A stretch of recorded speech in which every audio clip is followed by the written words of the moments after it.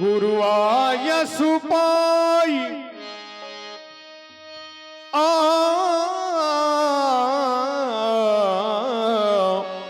संध्या करन चले दो भाई।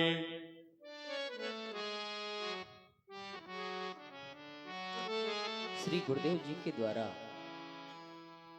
दोनों बंधुओं को आदेश मिला कि दोनों बंधु मिलकर के मां संध देवी की अर्चना वंदना एवं उपासना करें। तो देखो ना लक्ष्मण, मां संध देवी की वेला कितनी ही अधिक सुंदर दिखाई दे रही है। विहंग वृंद की विकटाओं लिया कलकल के ध्वनि से इस नभ के चौड़ी स्थल पर किस तरह से वंजरित हो रहा है और पश्चिमाकाश से रक्त रंजित प्रकाश किस तरह से प्रकाशित हो रहा है। वायु की सनन सनन सनसनाहट सुनाई दे रही है और इन मंदिरों पर तो मंदिरों पर घंटों की घनन घनन घनघनाहट सुनाई दे रही है।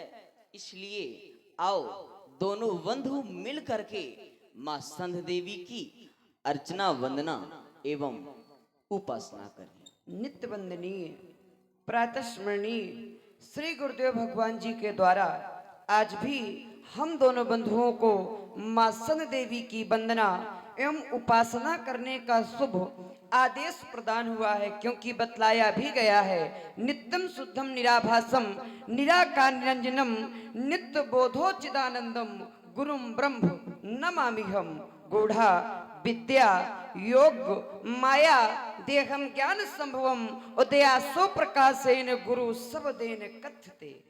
जब हम गुरु नाम शब्द पर विचार करते हैं कि गुरु है क्या, तो अंतर प्राप्त हुआ गु नाम अंधकार का, रू नाम प्रकाश का, अर्थात जो अंधकार के जीवन को मिटा करके प्रकाश मार्ग का दर्शन करावे वही है गुरु, या फिर जो अधर्म को मिटा करके धर्म मार्ग का दर्शन करावे वही है गुरु।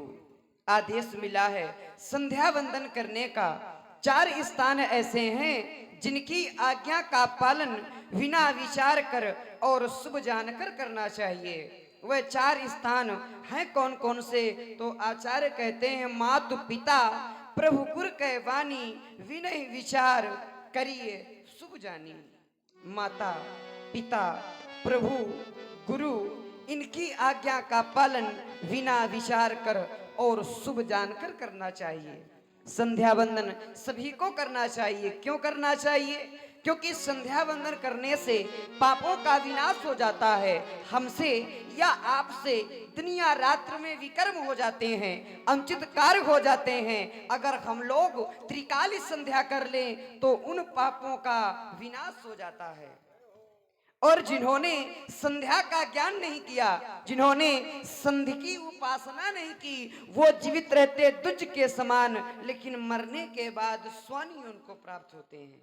बड़े भाग से या मनुष्य का शरीर प्राप्त होता है। आचार्य कहते हैं बड़े भाग मानुष तन पावा सुर दुर्लभ सद ग्रंथ निगावा साधनि धाम मोक्ष करी द्वारा पाई न जई परलोक समारा। जब व्यक्ति संध्या वंदन नहीं कर पाता है, भगवान की आराधना वंदना उपासना नहीं कर पाता है, तो उसकी स्थिति क्या होती है? तो उसकी स्थिति तो यह होती है सो परत्र दुख पावई सिर धुन धुन पछताए और काल कर्मई ईश्वर मिथ्या।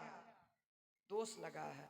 किसको दोष देता है? ईश्वर को। अरे ध्यान ले जाना चाहिए तो अपने कर्मों की ओर। हमारे कर्म कैसे हैं? यदि कर्म हमारे अच्छे हैं तो हमको परिणाम भी अच्छा प्राप्त हो जाएगा, और यदि हमारे कर्म बुरे हैं तो फिर हमको बुरा परिणाम भी प्राप्त। क्योंकि आचार्य कहते हैं कर्म प्रधान विश्व करी राखा अजो जस करी तो तस। क्योंकि इस संसार में कोई भी प्राणी कर्म किए बिना रह ही नहीं सकता। तो आचार्य कहते हैं क्यों नहीं रह सकता? नहीं रह सकता। नहीं कश्चित क्षणमपि जातुष्ठति कर्म कृत बिना कर्म किए प्राणी इस संसार में ठहर ही नहीं सकता। और जब कर्म करेगा, यदि अच्छे कर्म करेगा तो अच्छा फल पावेगा, और यदि बुरे कर्म करेगा तो फिर बुरा फल।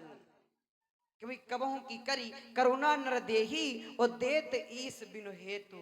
अतः चलें भैया, इस मधुर बेला में चलकर हम दोनों बंधु गुरु आज्ञा पालन करें, मां सन देवी की वंदना एवं उपासना करें। जय हो। वाह। संध्या का सुंदर समय है, दोनों बंधु मिल करके मां संध्या देवी की अर्चना वंदना एवं उपासना करें। ओ